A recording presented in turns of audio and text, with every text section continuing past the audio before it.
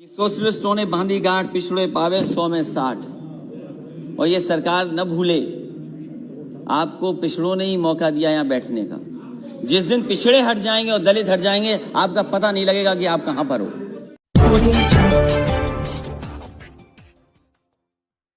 मैं कई माननीय सदस्यों का भाषण सुना। हमारे बगल में बैठी हैं सुप्रिया सुले जी, उनका भी मैंने भाषण सुना।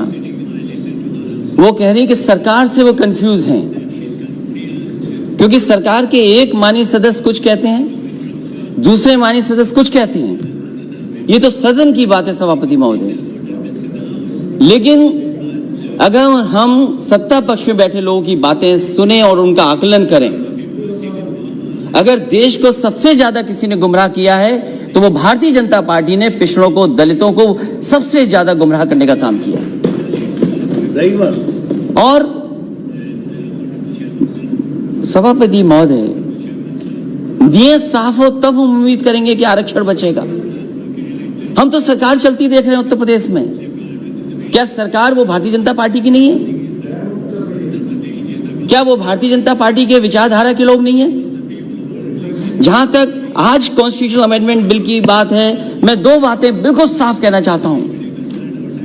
हम सब स्वीकार कर रहे हैं, सदन के जितने भी सदस्य हैं, ये भी अच्छा है कि स्टेट्स को मौका मिल रहा है, वो अपने आप फैसला ले सकते हैं किन जातियों को ओबीसी में शामिल करना है।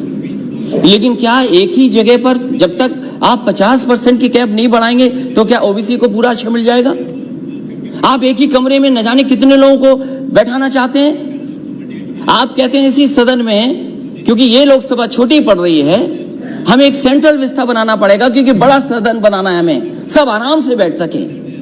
तो आप अपनी सहूलियत के लिए तो बना रहे हैं सेंट्रल व्यवस्था, लेकिन आरक्षण जो सबसे मूल भावना रही मंडल कमीशन की, उससे खिलवाड़ कर रहे हैं। कौन नहीं चाहता जाति जनगणना हो? माननीय सभापति महोदय, हमसे बेहतर किसी ने नहीं देखा होगा कि जातियों में नफरत अगर कोई फैलाता है तो ये भारतीय जनता पार्टी के लोग जो नफरत फैलाते हैं। मुझे याद है चुनाव मत भूलिए, इन्होंने चेहरे आगे किए, इन्होंने चेहरे आगे किए कि ये ओबीसी मुख्यमंत्री होंगे, ये ओबीसी मुख्यमंत्री होंगे, ये ओबीसी मुख्यमंत्री होंगे। लेकिन जब मुख्यमंत्री बना तो कौन बना? ये हर जाति के अंदर नफरत फैला दी इन्होंने। इसलिए हमारी मांग है सभापति महोदय, जब इतना कॉन्स्टिट्यूशनल अमेंडमेंट बिल लाया गया है, तो जो सबसे पुरानी मांग रही है कि सब जातियों को गिन लिया जाए। आज भारत में सबसे बड़ा मुश्किल काम यह है कि हर जाति ये समझती है कि मैं आबादी में ज्यादा हूं। हर जाति को एक दूसरे से कंफ्यूजन पैदा किया हुआ है कि आप ज्यादा हैं जाति में, आपका हक छिन रहा है, आपको जो हक मिलना चाहिए वो नहीं मिल रहा है। तो सभापति मेरी मांग है, इस समय जब इतना बड़ा फैसला सरकार ले रही है और जब इनकी सरकारी पिछड़ों ने बनवाई है, तो जाति के आधार पर जो कास्ट सेंसस है उसके जो आंकड़े हैं कम से कम जारी होने चाहिए, क्योंकि सरकार ने हजारों करोड़ रुपया खर्च किया है। ये हमारे समाज की सच्चाई है कि जाति की सीमा के अंदर ही हम रहकर के काम करते हैं, उस सीमा से बाहर नहीं निकल सकते।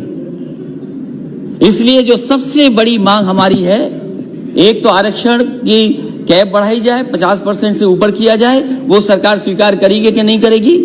वहां के माननीय सदस्य जो पिछड़े और दलित बैठे हैं, वो शायद इस बात को मानते होंगे कि आरक्षण बढ़ना चाहिए। लेकिन अगर एक को पद मिल जाए, एक मंत्री बन जाए, 2 मंत्री बन जाए, शायद उससे पिछड़ों का भला नहीं होने वाला। भला तब होगा जब हम इस 50% की सीमा को और आगे बढ़ा दे, तब जाकर के हमें पिछड़ों का भला होगा। मंत्री बनने से भला नहीं होने जा रहा है। एमपी कितने भी आए हों हमारे, लेकिन अगली सरकार समाजवादी बनने जा रही है, और आप अगर कास्ट सेंसस नहीं करोगे तो उत्तर प्रदेश में समाजवादी पार्टी कास्ट सेंसस करके दिखा देगी।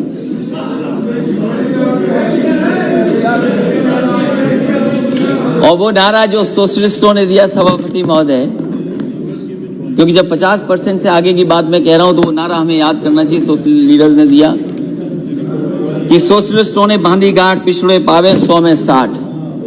और ये सरकार न भूले, आपको पिछड़ों ने ही मौका दिया यहाँ बैठने का। जिस दिन पिछड़े हट जाएंगे और दलित हट जाएंगे, आपका पता नहीं लगेगा कि आप कहां पर हो। इसलिए सभापति महोदय, हमारी दो ही मांगे हैं कम समय में। एक तो सीमा बढ़ाई जाए और दूसरा ओबीसी के कास्ट सेंसस के जो आंकड़े वो जारी किए हैं। बहुत बहुत धन्यवाद आपका। धन्यवाद।